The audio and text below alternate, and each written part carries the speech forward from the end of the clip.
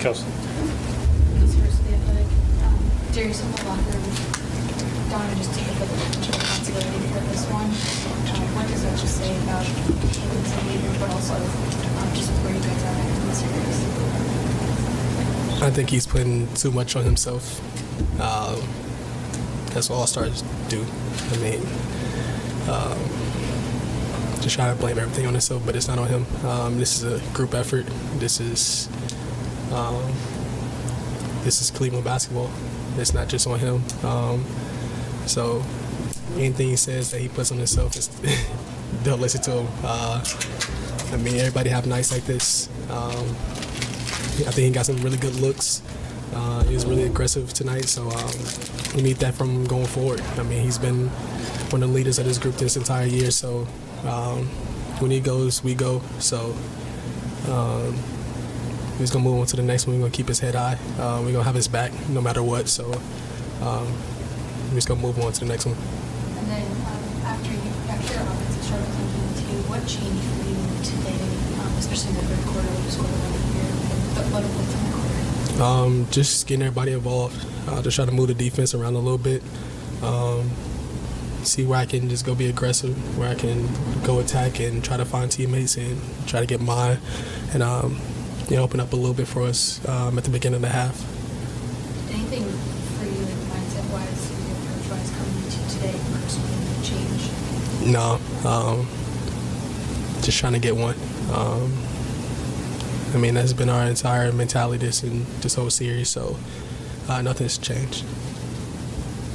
Chris Fedor, Cleveland.com. Hey, Darius.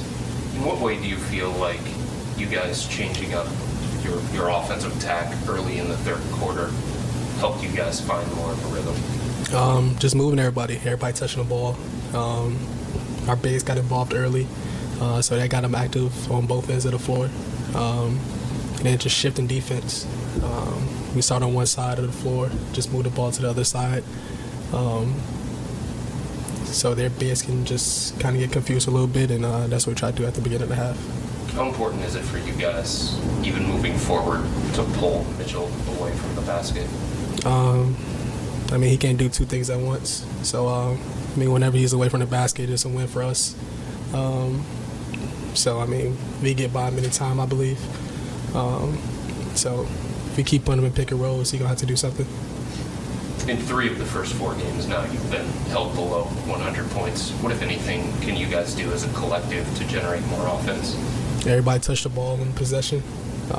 Keep the defense moving. Like I said, Mitchell can't do anything, can't do two things at once. So, I mean, we just got to keep moving him, break him away from the basket. He wants to block shots, pump fakes, draw fouls on him. Just get their bigs moving. Has that been a point of emphasis and it just hasn't been executed? Or? I mean, I think we got away from it most of the time, yeah. I've been trying to just move the ball, let everybody touch it at least once in a possession, not just go iso ball or matchup hunting. So we've been talking about it a lot more, and we see what worked. We're just going to go back and watch the film, go look at the start of the second half, see what we can do about that, and just try to translate to the next game. Joe. Josie, you guys are kind of going out. Is it important to get the big guys going early? Yeah, I think our bigs got to get involved a lot more so we can have them engaged on both ends of the floor. I mean, Jay got it going a little bit in the second half, just being aggressive, going at Hartenstein.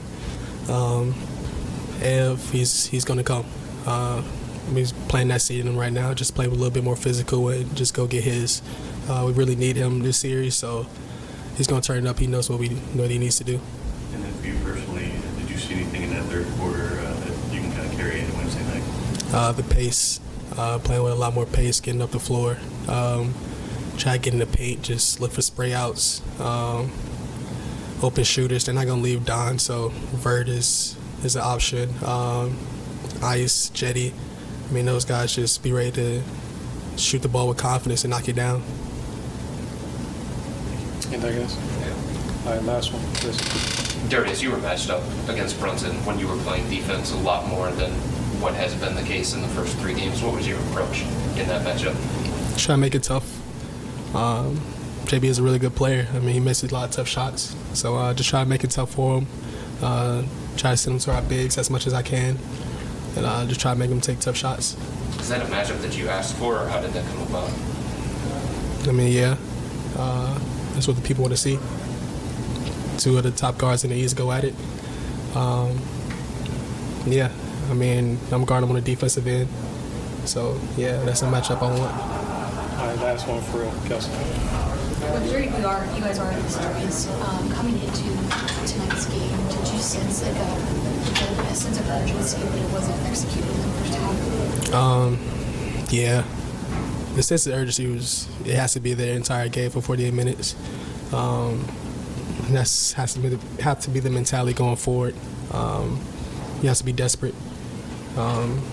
We got to get wins just to compete. So, yeah, that's the message going forward. Gonna wrap for deep. Thanks, everybody.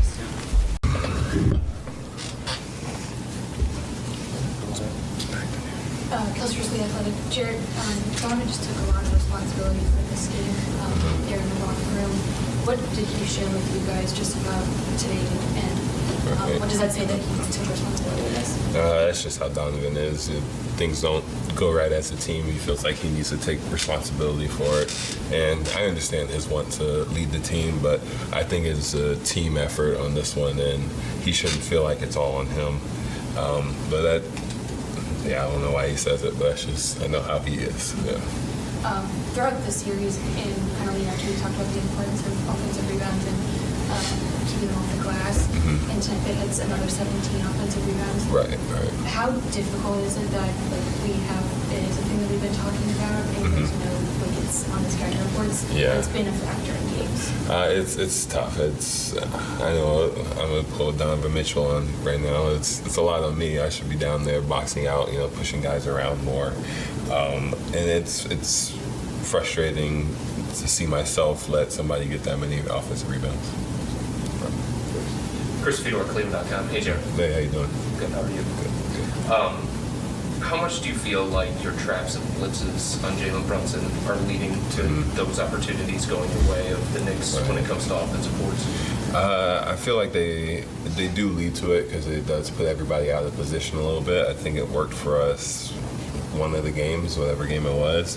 But Tibbs is a great coach, and he figured out how to work around that. And I think it does lead to some of it, but we just have to make sure our rotations are better. And you guys in 3 of the first 4 games of the series have failed to crack the 100-point mark.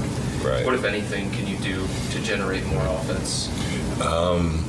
They just got to go back and look at the film and give you the generic answer, we just have to find a way to get through it, try to find whether we can make the extra play, the extra pass, play with each other on the offensive side more. Just got to figure it out. And then, for you guys offensively, you as a screener seem to pull Mitchell away from the basket a little bit more. Right. Why do you think that was so successful for you guys in the third quarter? It was just, it just worked. Darius was aggressive.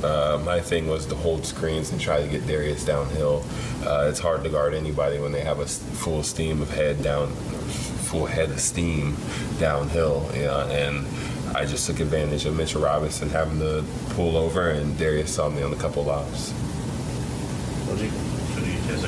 Jarrett, you always say feed your local big man. Right. Are you getting engaged enough early on in the game? Is that something that you'd like to Right. No, for me, there's always a time and place for me to get engaged, whether it's in the fourth quarter, the first quarter, whenever it is. I'm always ready to be more engaged in the game. My job is to make sure other people get open shots and to be able to find opportunities for me to score. You wish they would look for you a little more early in the game? I mean, that's everybody's going to say, yeah. That's just the way basketball is. But, yeah, at the end of the day, I'm happy with my role, and I'm happy to do whatever the team needs me to do.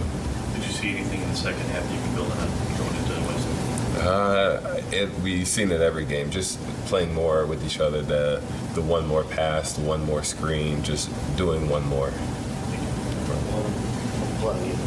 Yeah, Jarrett, it's 3 out of 10 for the Knicks right now today. Can you talk a little bit about the defense, the two ways as a whole team today? The Knicks defense or No, your defense. our defense?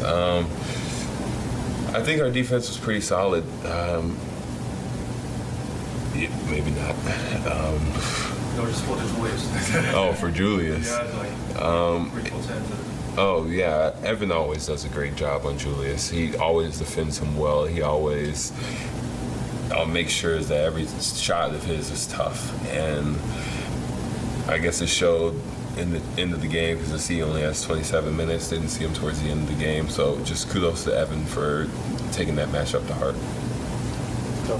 Knowing kind of where you guys are at in the series heading to this game, Right. in the first half, did you see, sense kind of a little bit of a lack of urgency at all? And what changed? Right. So I would say it was a lack of desperation, and when the third quarter happened, you could see it in our eyes, you could see it in our play that we were ready to battle. We knew that this game was super important, and it finally, I wouldn't necessarily clicked with us, but we started to take it to heart. That's one, Chris. Jarrett, why do you think that was a problem in the first half? I mean, you're on the road, you're down Right. 2-1 in the series, backs against the wall. I think we just always fall on what we're used to. We always struggle with coming out hot in games. I know people say the playoffs changes you, but in the brightest lights, you come back to who you are. And, I think for us, that bit us in the butt this time. And then the list of teams that have come back from a 3-1 deficit in playoff history is not very long. Right. Do you guys still believe that you can do this? And if so, why? Well, like I said, no. No, but that was the message in the locker room. It was, don't even look at the game score anymore. You can't even think about it. It's just win. It's go back home, win again, go back home and win again. That's literally all you can do at this point. So that's the only thing we're looking forward to. All right. Thanks. Thanks, Jay. Have to. Have to. Don't blame me. We all think. I like it. because the rest of the athletic, Jimmy, what do you think of this game as a whole? What stood out is, especially in the second half, I guess, that after coming back into it, taking the lead, that ended up with the goal? I think at the end of the day, you got to put the ball in the basket. We've got to do a better job of creating opportunities for each other. But when we get opportunities, we got to take advantage of them. I think we found a little bit of a rhythm and we're able to attack. I think the attack turned into more jump shots later. But again, we just got to continue to stick with what's working. They had 17 offensive rebounds again tonight. I know we've talked about that all series, but how did that especially make you play a factor? That's the it. And we keep talking about it. We keep talking about it. We keep talking about it. You learn when it'll hurt the most. And we've been talking about our success, going as quickly as we learn from our mistakes. In these 3 games, we haven't learned quickly enough, and they've made us pay. Was there something they were doing on Donovan? I mean, he struggled a little bit today. I'll go back and take a look at it. I think, most of his shots, if you ask Donovan, those are shots that he likes. There were a couple of them that just rimmed in and out that were tough on him, but again, I think he got to his spot and got his shots. It looked like you guys got things going when you started running that the Darius and Jarrett pick and roll to start the third quarter, got some easy buckets. What changed either from the Knicks side or your side after that when things kind of got turned back off offensively? Again, we lost the pace that we were playing at and getting into it early. I think that's where we were really effective, is when Darius was getting the ball up the floor in space and Jarrett was right on top of him. The middle of the floor was open. We could get to the middle and attack. But I think, as it wore on, I think we lost the tempo that we were playing with. Anything else? In the first half, did you sense a struggle with a sense of urgency from you guys versus just in the second half, of the switch flip? No, it took us a minute to settle in. There are moments where, we've got to grow, and we've got to grow in a hurry.